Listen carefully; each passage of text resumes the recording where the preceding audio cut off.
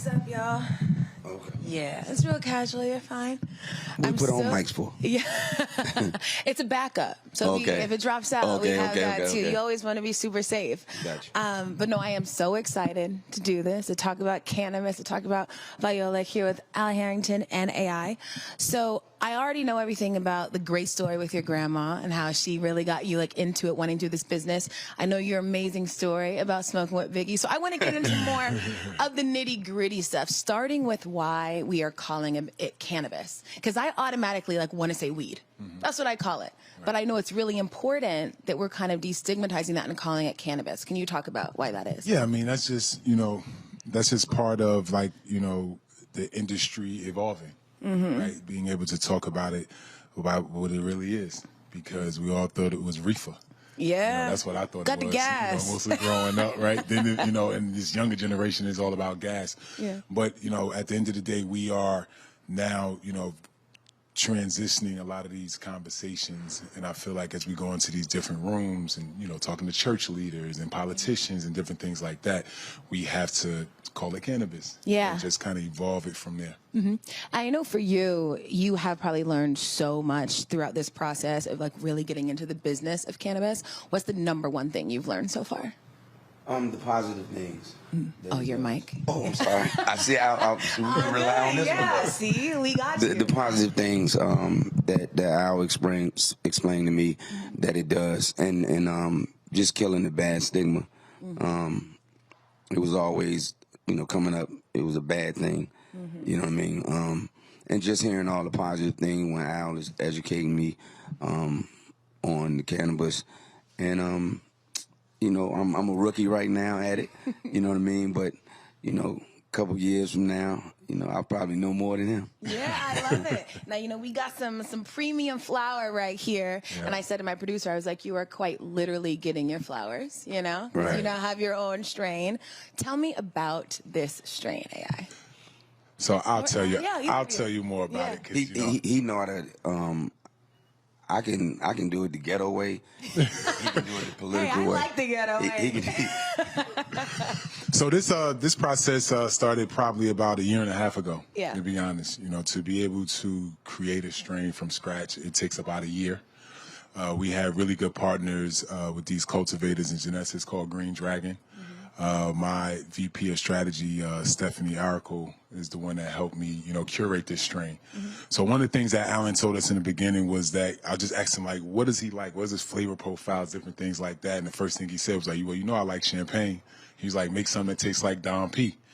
And when we heard that, I'm thinking, okay, that means we got to have some type of grape, right?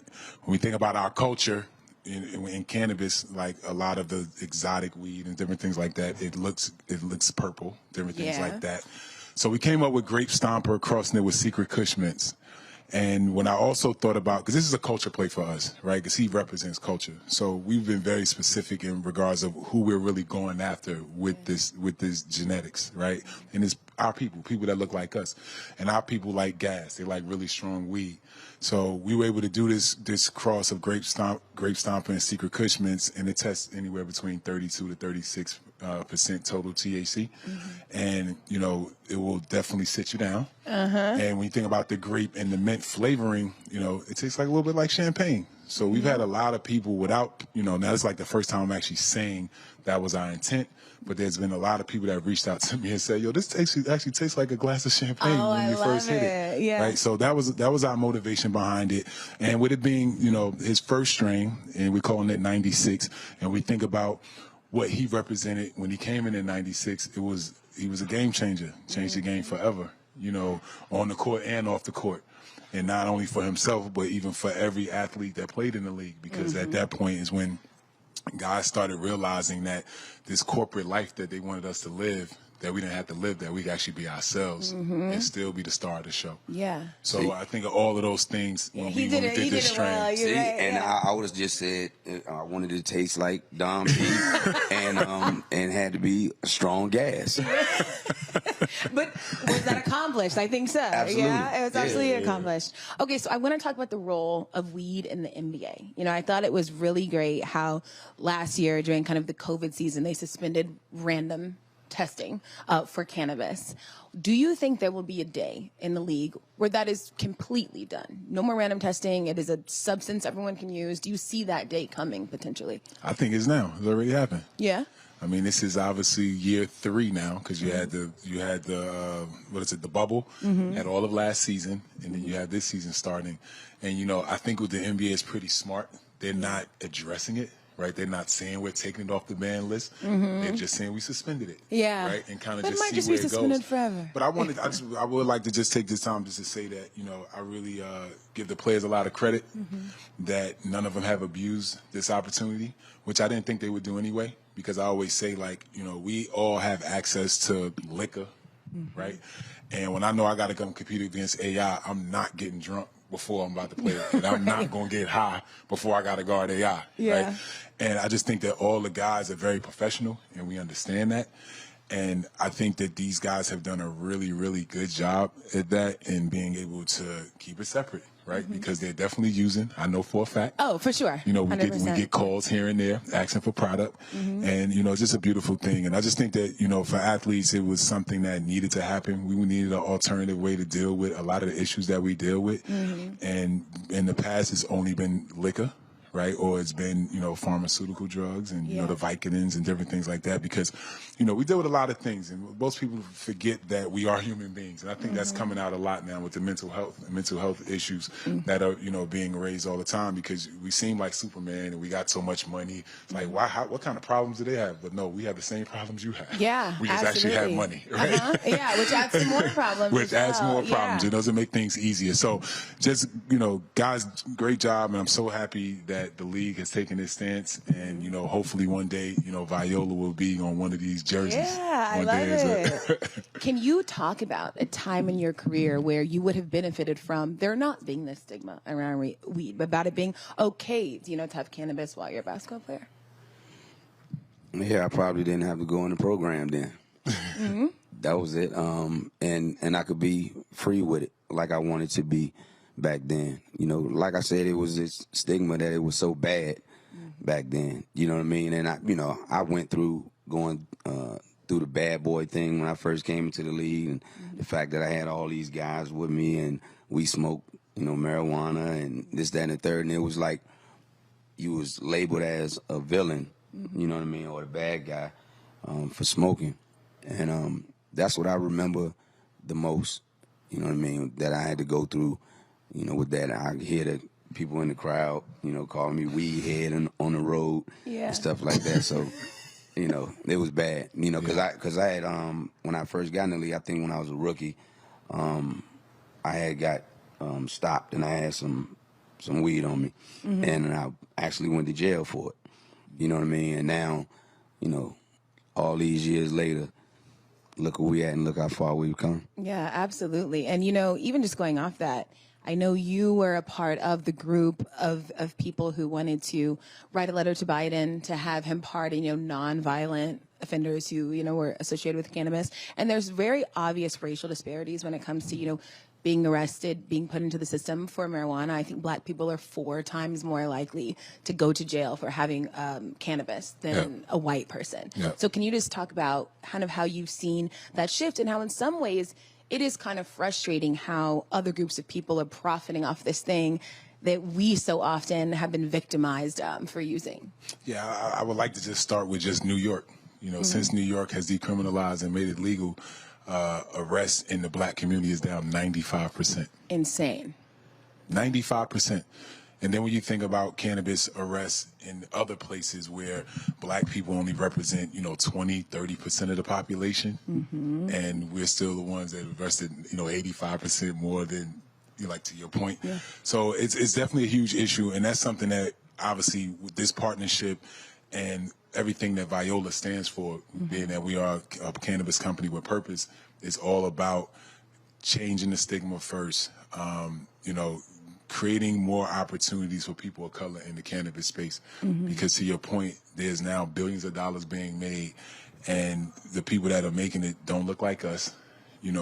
Cannabis was used to destroy our community, and now, they're still keeping us out of it, right? Through all these different regulations and different things like that. So we need to change that because this is generational wealth at risk. You know, there's been so many opportunities, other things, industries that black people have pioneered. You know, rice, sugar, cotton, alcohol, the lottery. Remember, we created the lottery. We have no ownership in that. So we feel like we have a huge issue with that.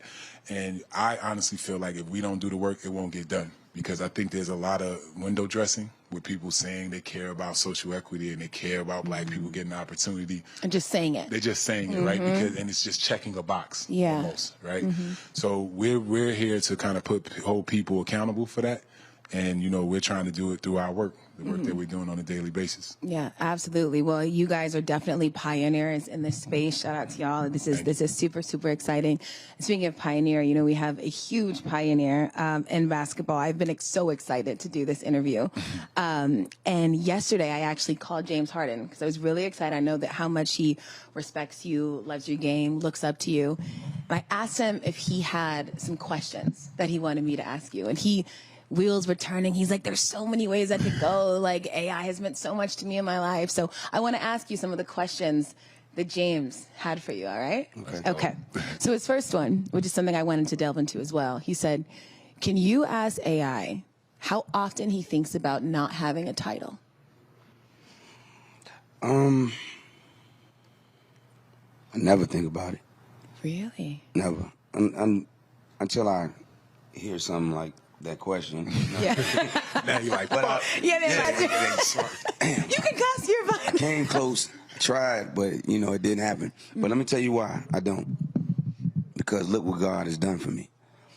You know what I mean? I come from the mud and ended up being the first pick in the draft out of all of these people in the world. I'm the #1 pick in the world, Rookie of the Year, MVP of our league, all NBA, All-Star Game MVP, Olympian. You know what I mean? Like, I've done so much, changed the culture in basketball, in the NBA. Look at all those blessings that God did for me. Look at all those things that he did for me. Just getting drafted would have been enough. You know what I mean? Just being on a team would have been enough. But all those accolades, all those things that I was blessed with, all those accomplishments, I didn't want a championship. He didn't want that for me. You know, obviously he wanted all those other things for me, and he made me so proud of, first of all, myself, but my mom, my dad, the people that raised me, all of the people that helped me, because you don't do it by yourself. All of those people that helped me, all of the little league coaches that I had, all of the teammates that I had from little league all the way up to, college, teammates, the guys that set the screens for me, passed me the ball, the trainers, you know what I mean, the medical people, everybody, you know what I mean? That's why when I became a Hall of Famer and I went up there and I talked about, the ups and downs that I went through in my life and as an athlete, a lot of people stuck with me. A lot of people, went away, but a lot of people stuck with me. And that's what it meant, why it meant so much for me when I went up there and said, now, y'all are Hall of Famers too, because I am. You know what I mean? So it bothered me that I didn't win one. And they try to separate the great players from the other great players because some of them didn't win championships. But I won in a lot of ways. Absolutely. Do you all think we maybe have too much of an emphasis on ring culture? I don't think so, because that's the ultimate goal, is a team game. You know what I mean? And that separates the best from the best. It does. You know what I mean? And that's something tough, because I got there, but I ran against, a juggernaut with Shaquille O'Neal and Kobe Bryant. You know what I mean? They were so great that they made everybody around them, so much better. Yeah. And, we were a great team, but we just got beat by a better team. Yeah, absolutely. I think, I had Chris Paul on my show last year, maybe the year before that. And we were talking about championships, and he's like, you know what? I want to be a champion in life. Like, it means more to me to be a great husband, a great dad. He's like, I obviously want that, but there are so many other things that I'm also pining for as well. And that's my little man, and I understand him wholeheartedly. You know what I mean? But playing that game, the ultimate goal is to win it. Is to win it all. Yeah. You know what I mean? We all want to be champions off the court. We want to be the best. I can't stand when people say, I don't care about what nobody think about me, whatever. Yeah, well, I do. You know what I mean? I care. I do. You're not just going to call me anything or say anything about me that's not true and think it's not going to resonate with me. You think it's not going to bother me. But we all want to be champions in life. We always want to be the people. Like I always say, I can make a mistake. I just don't want to make it twice. You know what I mean? So we always want to be not the perfect person because, there's no life being a perfect person because you can't learn from nothing. You can't be strong. You can't, overcome. You can't do any of those things and test who you are as a person if you have a perfect life. Yeah. But we all want to be champions off the court, but I damn sure wanted to be one on the court. Yeah, I know, but that's what everyone says. It's like that man deserved a ring. He really, really did. I fought for it. That's the only thing that makes me feel good at the end of the day. I can look at myself in the mirror and know that I played every game like it was my last. Well, that was one thing on the phone James was saying that I think resonates with him so much with you and why he feels like there's kind of this relatability with you is he feels that he's misunderstood. Right. He feels like he is maybe judged in some ways. And his next question was, how do you think your career would have been different if it was like this social media era? Where everyone has an opinion, can talk about you all the time. Oh, man, way more out of control. Out of control. Yeah. Out of control. And I'm so glad. I'm so glad. You know what I mean? Yeah, my Instagram, instead of 10 million, it would have been 50, 60, 100 million. You know what I mean? You never know. But I wouldn't want to trade the way it is right now. You know what I mean? It would have been too out of control back then. And God know what He's doing. Oh, so yeah. I trust that part right there. I know he know what He's doing. How should current NBA players deal with being judged by others? You concentrate on the people that love you. If in the NBA, it's going to be my outlook was it's going to be millions of people that love you. It's going to be million people that hate you. Concentrate on the ones that love you. You know what I mean? That's a lot of people to concentrate on. If you concentrate on millions of people, then you ain't got no time to be concentrating on the ones that hate you. So you concentrate on the ones that love you and know who you are, believe in who you are, and love who you are. You know what I mean? I love who I am as a man, as a person, as the person that I involved into, the family man, the friend, the business partner. You know what I mean? Love being yourself. What's wrong with being you? Everybody else in the world is taken up. There's only one. Right. Yeah. Well, one thing I love about both of you is like y'all aren't haters, right? A lot of like the older generation of NBA players, they want to be like, we were the best. This new generation, we not, and I think that it probably is, difficult to see the changing of the guard of some things, seeing the new wave and understanding, okay, well, mine is maybe a little bit of the past.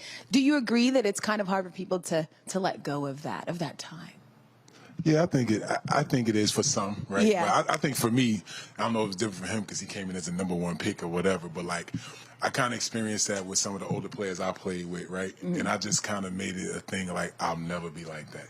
I won't be old and bitter and you know what I'm saying? Yeah. I'm just going to take care of my business, and when the game is done with me, it's done with me, and that's fine. You know what I'm saying? And you have to just look at it like how I look at it is we've just continued to push the ball forward to now what you see now.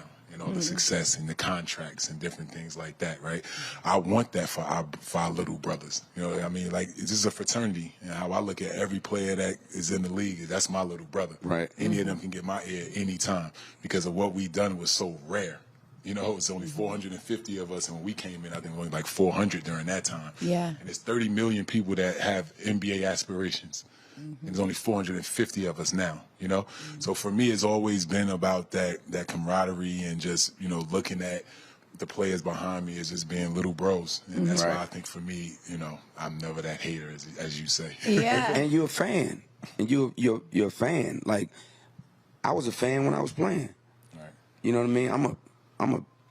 I'm a fan of those guys. Like, I get my popcorn and, you know, my NBA TV, and I watch it, and, you know what I mean? I, you know, watch all my favorite players, and, you know what I mean? Like, and then at the end of the day, you ain't want nobody to treat you like that. Yeah. You didn't want nobody hating on you. You know what I mean? So why would you do it? And then that go back to what I was saying. When you look in that mirror, it don't lie. Right. The truth gonna come out. You look right in that mirror. Right.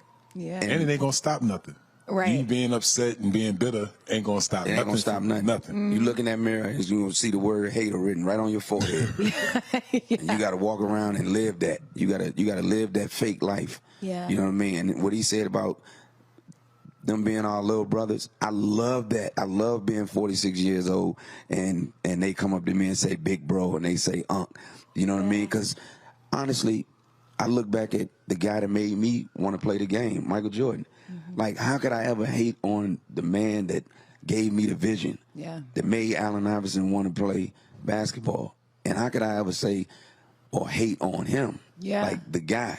And it would break my heart if he was to hate on me. And I think the same way about how the younger dudes feel. They grew up off of me.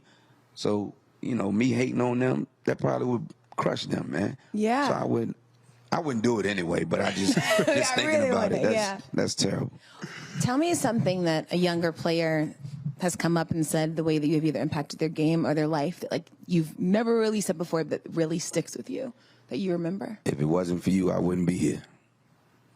So many of them say that, and how much I inspired them, and how much, you know, my size, you know, they thought about not being big enough, tall enough, strong enough, you know what I mean? And, you know, how I impacted their life and made their dream come true, you know, just by believing in themselves like I believed in myself, you know what I mean? And just the why not factor. Why not me? You know what I mean? Why not?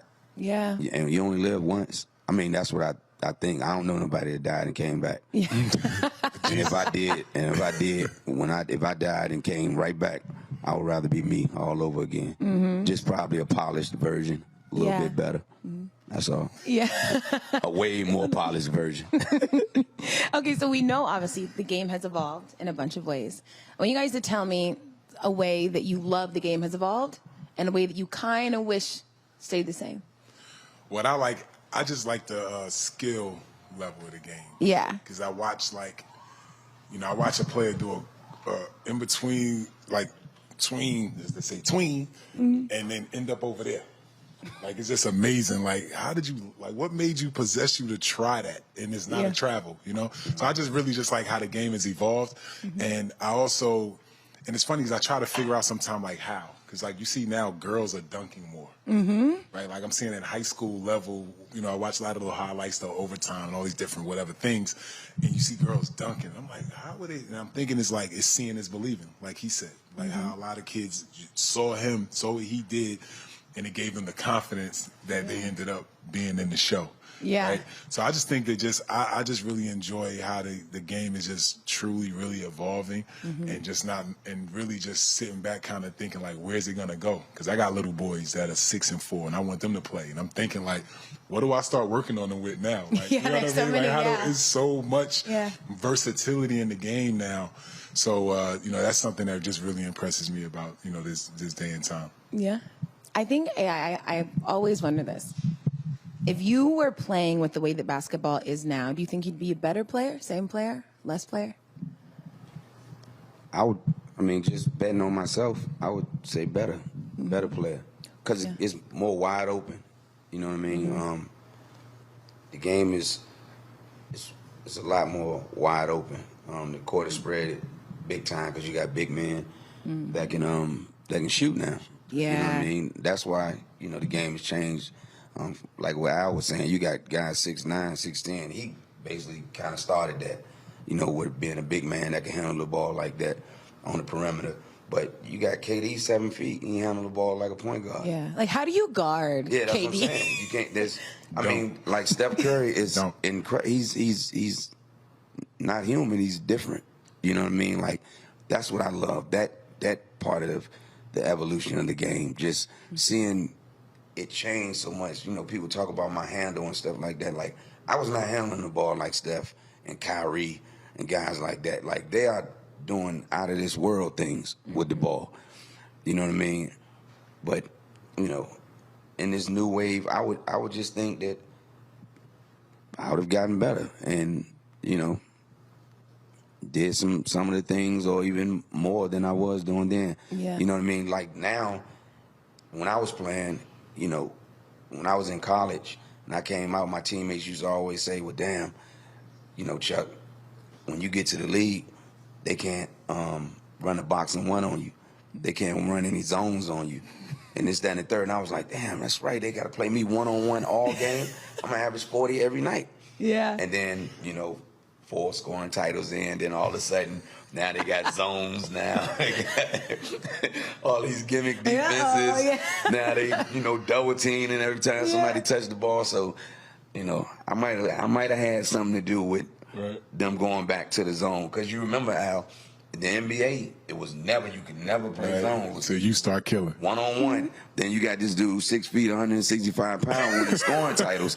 Hold on now. We got to switch it up. So, you know, we're going to change the rule all the way. Right. Now you can run a zone. And, you know, I played in the East, so we played against you in the playoffs. I felt like my first 3 years, and it used to get so bad in the film session. But like, you know what? Just let him score. We just stop everybody else. Yeah. But it's so crazy to think about things that are kind of like the AI rule. You know what I mean? Yeah. Like, that really could be one. We also know dress code. Like, all those things, like the impact that you had, the things that changed because of your presence is just, I think, really cool and just speaks so much to the legacy. You see how dope it is? I mean, may he rest in peace. You know, with him changing the dress code, it was like, I mean, it was like you taking the identity of these people away, because nobody play the same. We don't play the same. We don't look the same. You know what I mean? So why should we dress the same? You know what I mean? And my mentality was always, when I was coming in my rookie year, I was like, basically, now I can buy all the clothes that the guys from around my way want and wear anything that I want to wear because I can afford it now. So I'm going to dress like this. When I was leaving from the arena, I was going to the club. I won't go into church or, you know what I mean? Like when I, you know, coming up where I'm from, when you wore a suit, you was wearing a suit to church or a funeral or something like that. You know what I mean? And my whole thing was, when everybody saw me dressing the way I was dressing, like I wanted to, like, and everybody started doing it, the NBA was like, hold on. You know what I mean? And it gave us, and I know what it was. It was like kind of a thug look. Yeah. You know what I mean? When everybody was wearing suits. When I came up, I never wore no suit to the park to go play basketball. I wore a sweatsuit or whatever. You And know the what I clothes mean? don't make the person. No. Yeah. No. When people go rob a bank and all that, what they have on? Suits, don't they? Okay. You know what I mean? And now it's beautiful. You might not like what these guys are wearing, but it's beautiful. You know what I mean? Because they wearing and expressing themselves the way they want to. They're not wearing the skirts, though.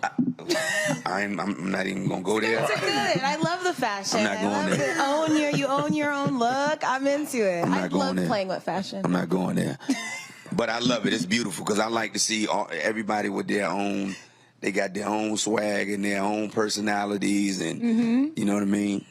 I love it. But you know, you look back on it and it's like, you really think about like the psychology of why what you looked like scared so many people, and how bad that is. How bad that we felt we had to change people because we felt so unsure about one person. Because they never seen it. People are always scared of something they never seen.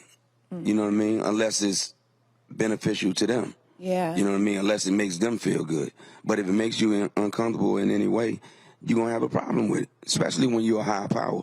You know what I mean? We used to generations of everybody looking like this. Everybody's supposed to look like Michael Jordan.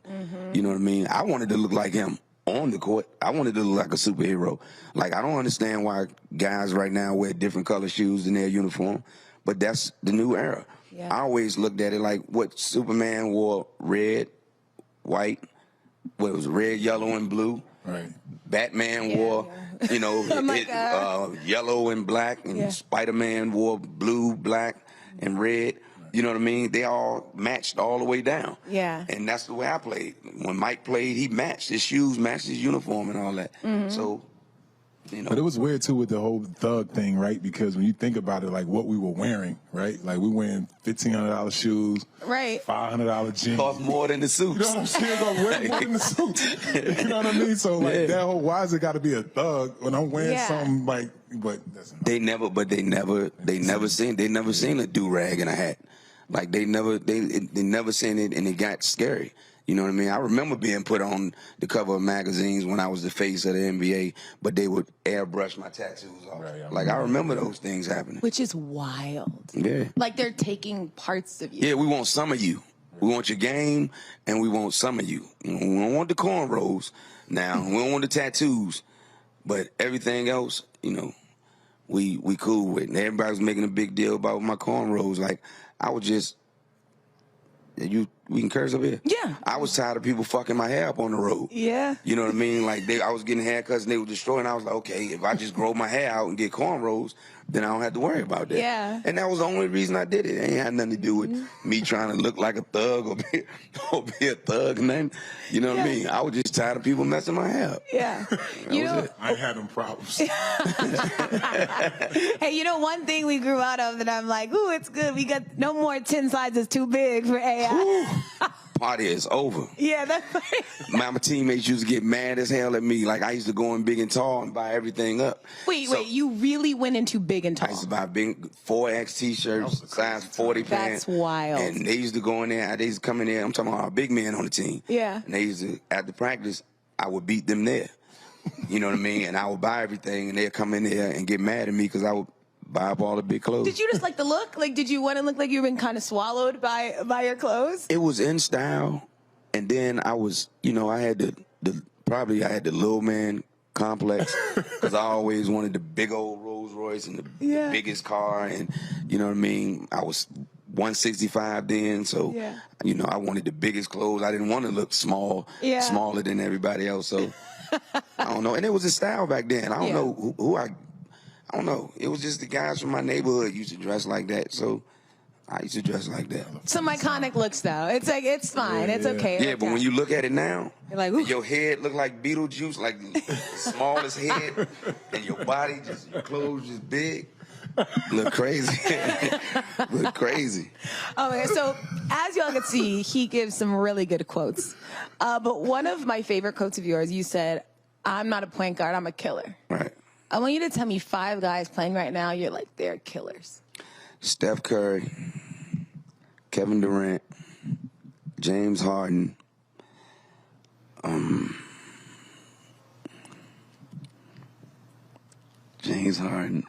What's the smile for? Because I know a lot of killers. Yeah. Bradley Beal is a killer. Dame.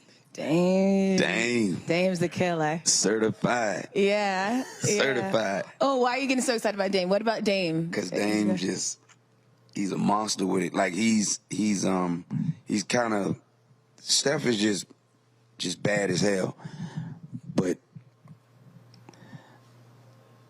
Dame just a rude motherfucker. Like he just rude. He's just disrespectful. He just do anything. Pass half court and just let it fly.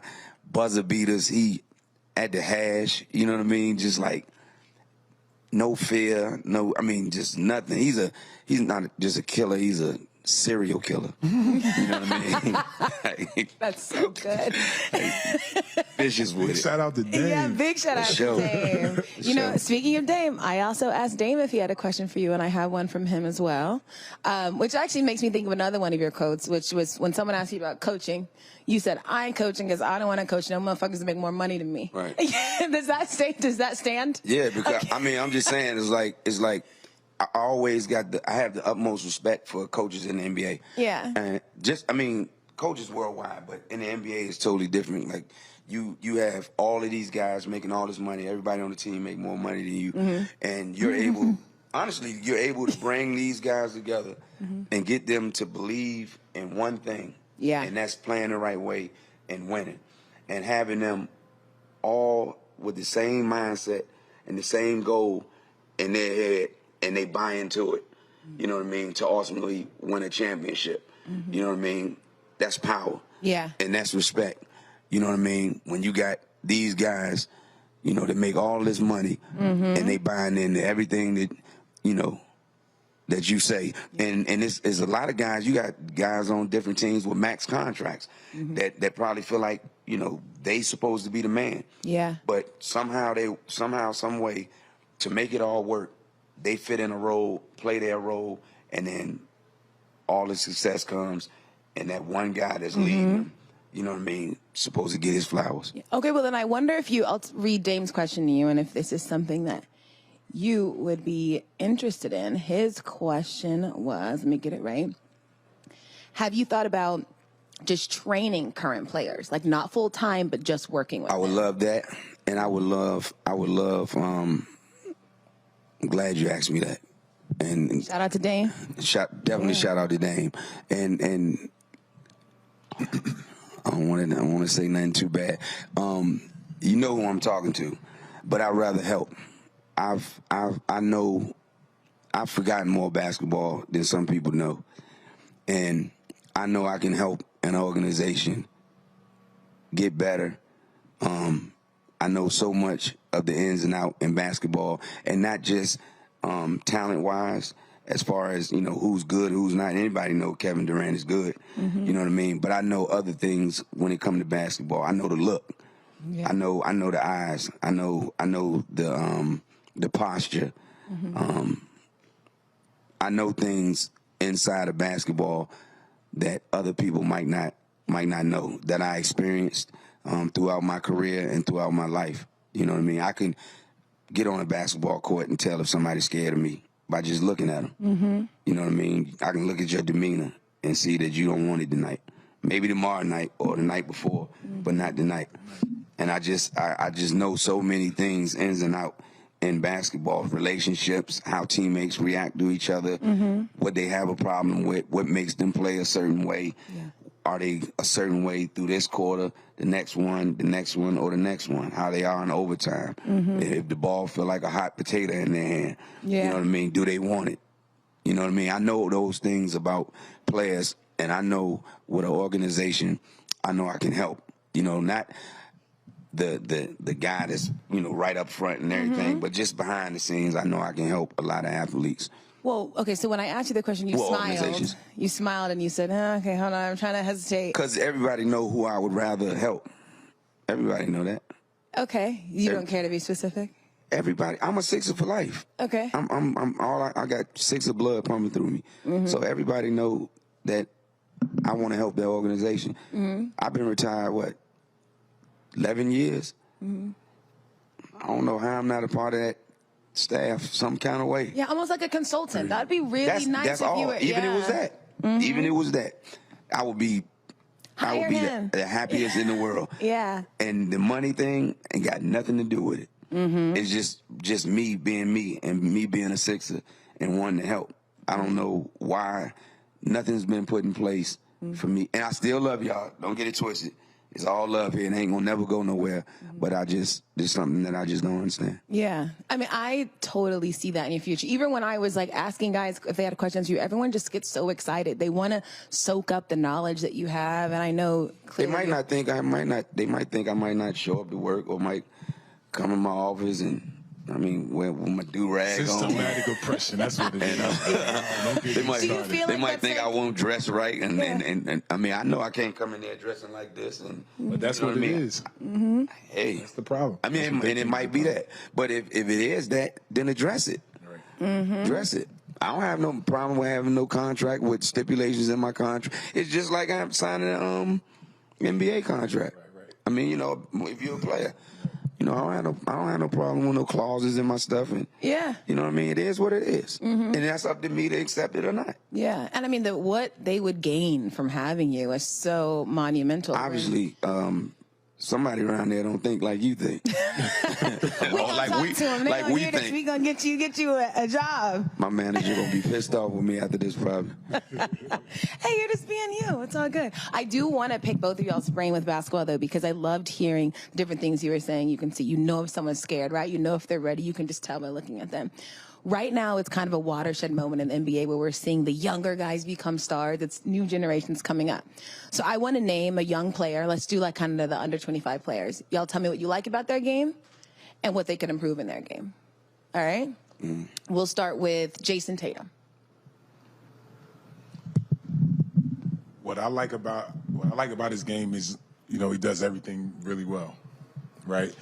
I just think I'm just looking more from a leadership standpoint from him. Like I think that's his next step, in my opinion. Like just really where he controls that organization and take that next step, because you hear a lot of comparisons of Kobe and different things like that. So those are huge shoes to fill, right? Huge, right? Huge. So I just think for me, for what I see from him is just that ownership of his locker room. And that's what I would like to see from him, and I think he'll take it to the next level. Yeah. I respect what Al's saying, because Al looking at it from that perspective. Obviously, he's been paying attention to that. And, I mean, it's Al Harrington. So, obviously, you got to take it for what it is. As far as his everything else. Got it. I don't see nothing wrong. I mean, I don't see nothing wrong. He in that killer category. Yeah. Definitely. There's nothing that he can't do on the basketball court. So if it's anything that he might need to improve on, obviously it got to be something like in the locker room or something. Yeah. His talent is unreal. It's like he makes everything look so easy. Yep. Like, it's Cruise wild. control. Never look rattled. Right. Yeah, never. Since rookie year, just poised all the time. Trey Young. I also am a Hawks fan, you should know. So, again, I don't, and I know he's a leader, and they listen to him as young as he is. I don't see no flaws.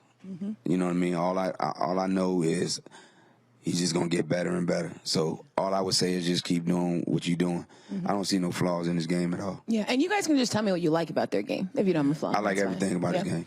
Okay. Yeah, he's Steph Curry 2.0. Right. Yeah. In my opinion. Just shorter. Shorter and got a little bit more. Little swag to him. Yeah, a little bit more swag. Yeah. Now, who got a little bit more swag? I think Ice Trey do. Steph got a lot of swag.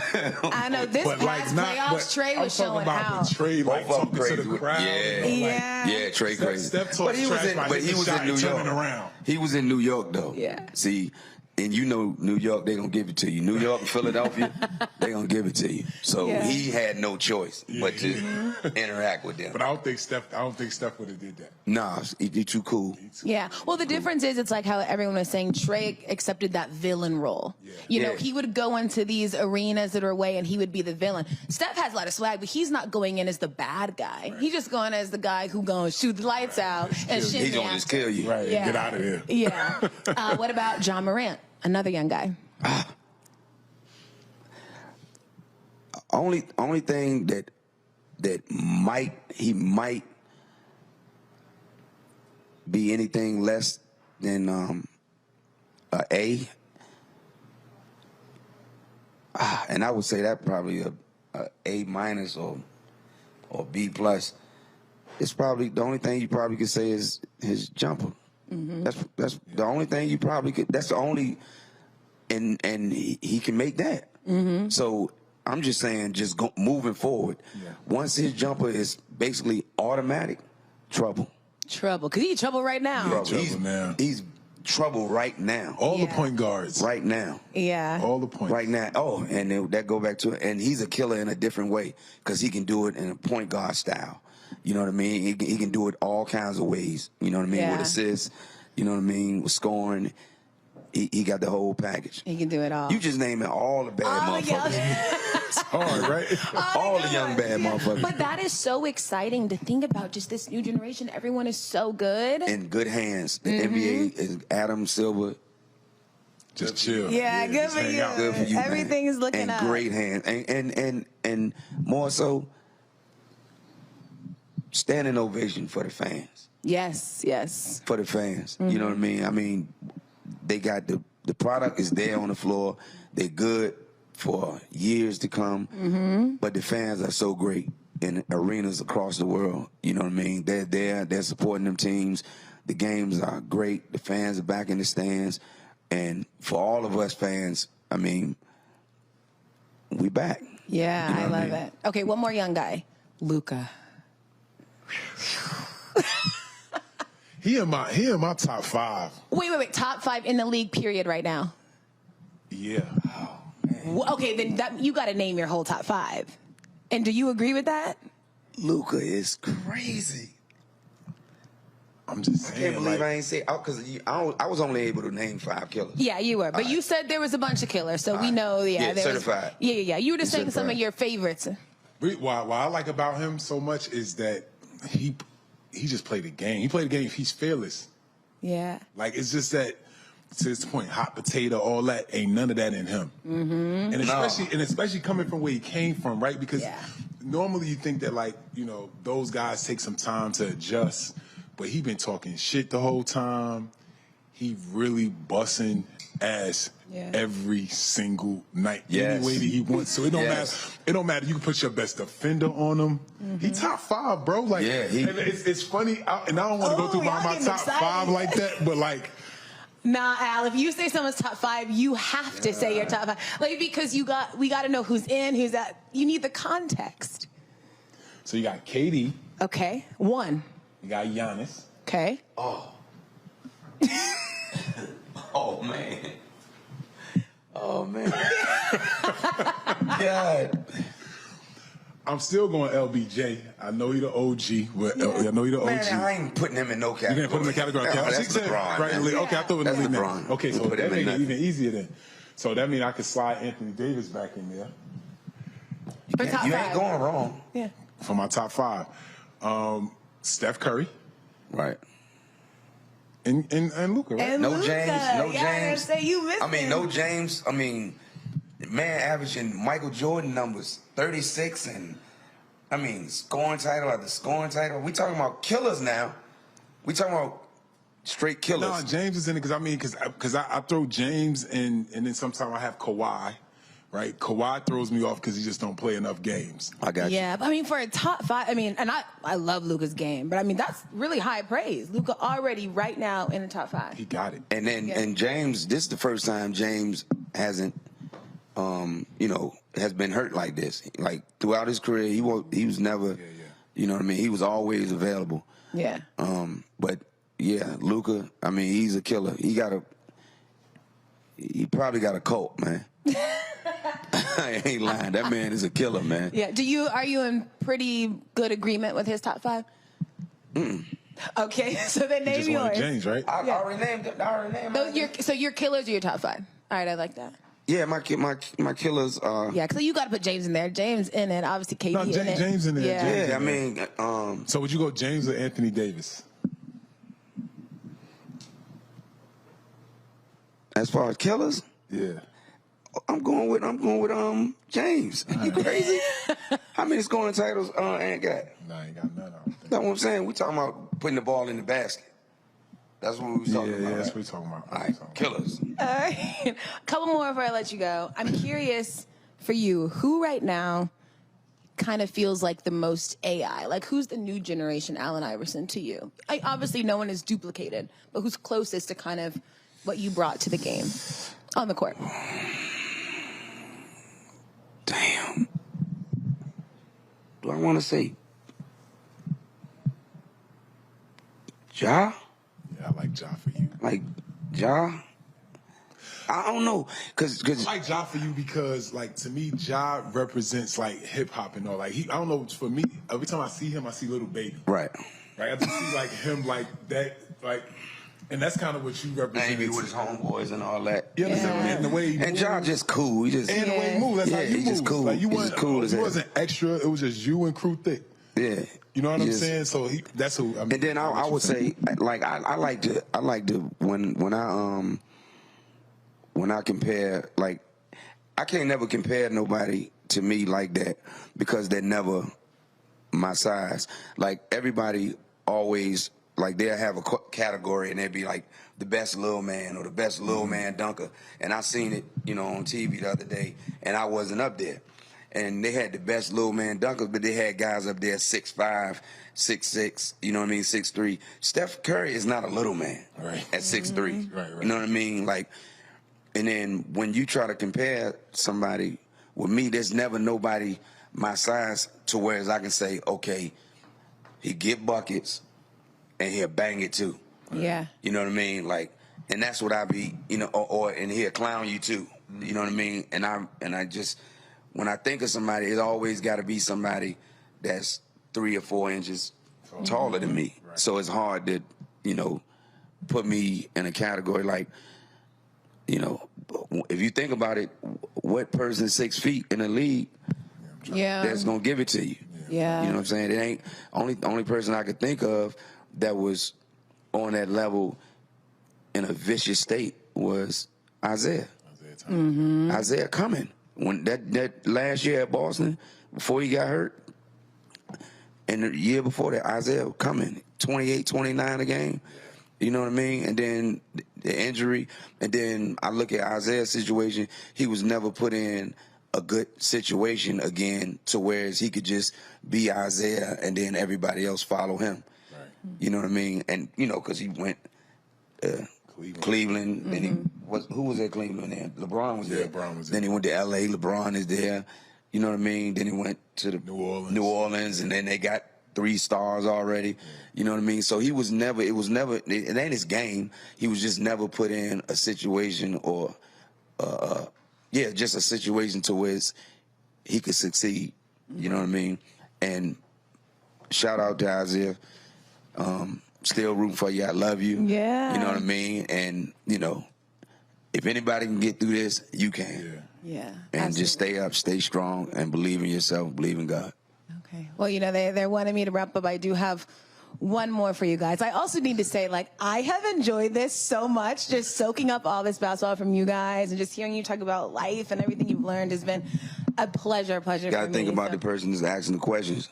It can only be great. You know what I mean? It can be real boring if you're not asking the right stuff. Right. But it can be great if you're asking the right things and not the same things that everybody else asks. Oh, well, thank you so much. I've been doing this for 25, 26 years, and I get the same questions and the same stuff all the time. So it's good to throw some, make a pot of gumbo and have some different stuff up in there. Oh, hey, that is such high praise. I appreciate that. Yeah. Thank you so much. Appreciate you. We got a pot of gumbo, but I do have one more for you guys. I think it's been really cool to see the different stages of life you've seen, on the court and off the court. You have gone through so much. It has played out in front of so many people. Open book. You have obviously, you're now this businessman. You've learned so much. I just want to know through life what you credit kind of just your resiliency to, and what has allowed you to, stay you throughout all of this. Both of you. I mean, I'm probably be quick. It was all my upbringing, my really close-knit family. My mom was the superhero in my family. My dad died young when I was young, and he was young. I was young, obviously, 8 years old, and the relationship that me and my mother, kind of the bond we built from there, is who I am today, and it's just, I'm the same person.